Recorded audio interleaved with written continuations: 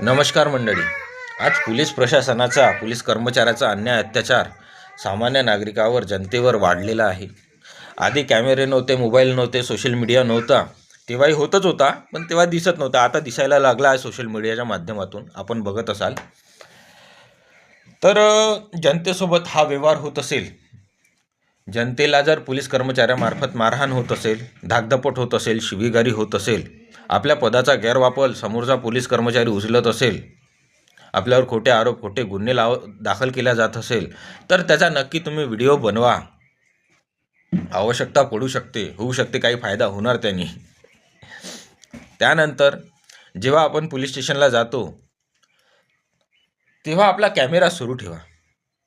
कारण की पोलीस कर्मचारी काय करणार याचं सांगता येत नाही. बरं, आपल्या मोबाईलची स्टोरेज भरेल, भलेही काही झालं नाही तर ते डिलीट करता येते आपल्याला, पण काही झालं तर तो व्हिडिओ आपल्या कामी येऊ शकते. त्यामुळे तुम्ही व्हिडिओ बनवा पोलीस स्टेशनला जाताना पोलीस कर्मचाऱ्यांचा.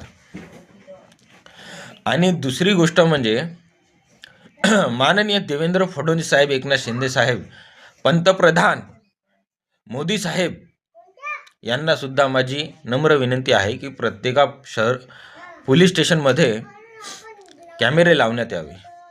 प्रत्येका रूममध्ये कॅमेरे लावण्यात यावे. मी माझंच उदाहरण देतो. PI रामकृष्ण जाधव यांनी मला रूममध्ये बंद केलं. त्यानंतर माझं आय कार्ड घेऊन घेतलं, माझा मोबाईल घेऊन घेतला. मला 6 वाजतापासून तर रात्रीचे 12 वाजेपर्यंत रूममध्ये बंद करून ठेवलं. त्या रूममध्ये मला मारहाण केली, मला धाकधपट केली, शिवीगारी दिली. हा प्रकार रामकृष्ण जाधव PI यानं केला. म्हणून या भारत देशामध्ये प्रत्येका पोलीस स्टेशनमध्ये कॅमेरे लावण्यात यावे. प्रत्येका रूममध्ये कॅमेरे असावे. जर कॅमेरे नसेल तर त्याच्यावर कारवाई करण्यात यावी. आज यवतमाळ जिल्ह्याच्या शहर पोलीस स्टेशनमध्ये काही रूममध्ये कॅमेरे नाही आहे, तर त्याची चौकशी झाली पाहिजे आणि प्रत्येका रूममध्ये कॅमेरे लावण्यात आले पाहिजे. कारण का हा अन्याय दिवसेंदिवस पोलीस कर्मचाऱ्यांचा वाढत चाललेला आहे. आणि CCTV फुटेज मागितल्याच्या नंतर त्या सामान्य नागरिकाला तात्काळ दुसऱ्या दिवशी देण्यात यावी. हा कायदा, हा आदेश तात्काळ पारित करण्यात यावा अशी माझी देवेंद्र फडणवीस साहेब, माननीय मोदी साहेब यांना सुद्धा हात जोडून नम्र विनंती. वरिष्ठ अधिकाऱ्यांनी, कर्मचाऱ्यांनी इकडे लक्ष द्यावं. पोलीस कर्मचारी माजल्यासारखे करून राहिले आहे. यांचा अन्याय अतिशय वाढलेला आहे.